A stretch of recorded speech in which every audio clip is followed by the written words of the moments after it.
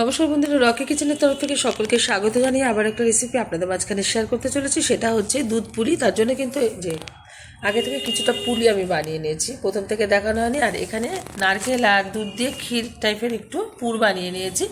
আর এখানে কিন্তু এই যে চালের গুঁড়ো সিদ্ধ করে ভালোভাবে মেখে নিয়েছি। আর এখানে বানিয়ে নিচ্ছিলাম এই যে পুলি তো কম বেশি প্রত্যেকেই ভীষণ ভালো বানাতে জানেন, যেহেতু আজকে কিন্তু পৌষ পার্বণ, সেই উপলক্ষে প্রত্যেকের বাড়িতে কম বেশি নানা রকমের পিঠে হয়ে থাকে। তো আজকে আমি বানিয়ে নিচ্ছি বেশ কিছুটা পরিমাণে পিঠে, কয়েক রকমের পিঠে বানাবো, তার মাঝখানে এটাই শেয়ার করলাম। তো এখন আমি পুরগুলো ভরে পুলিগুলো সেপ দিয়ে নিচ্ছি। পুলি পিঠেগুলো কিন্তু সব সেপ দিয়ে নিয়েছি, পুর ভরে নিয়েছি পুলির মধ্যে। এবার আমি দুধে ভিজিয়ে নেব। দুধ পুলিটা এবার রান্না করার জন্য ওভেনে কড়াই বসিয়ে তাতে দিয়ে দিয়েছি 2 কিলো লিকুইড দুধ।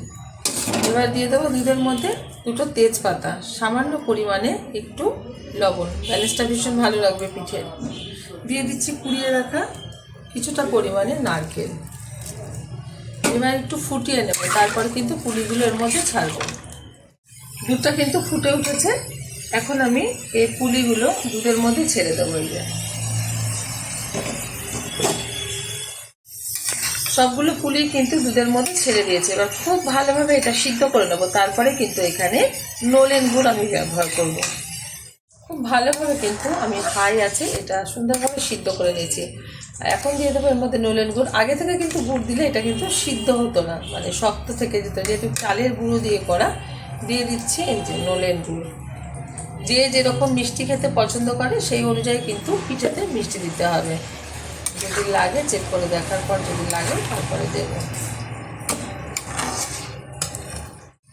একটু চেক করে নেওয়ার পর বুঝলাম যে আর একটুখানি গুড় লাগবে, বা একটু মিষ্টি কম হয়েছে, আবারও দিয়ে দিচ্ছি। আপনারা যে কোনো, যেহেতু এখন শীতকাল, যে কোনো গুড় দিয়ে এটা করে নিতে পারেন, পাটালি গুড়, খেজুরের গুড় বা নলেন গুড়। এবার হাই আছে ফুটিয়ে নেব।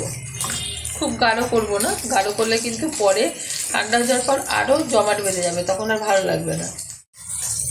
পুলি পিঠাটা কিন্তু হয়ে গেছে, এর থেকে আর বেশি টানাবো না।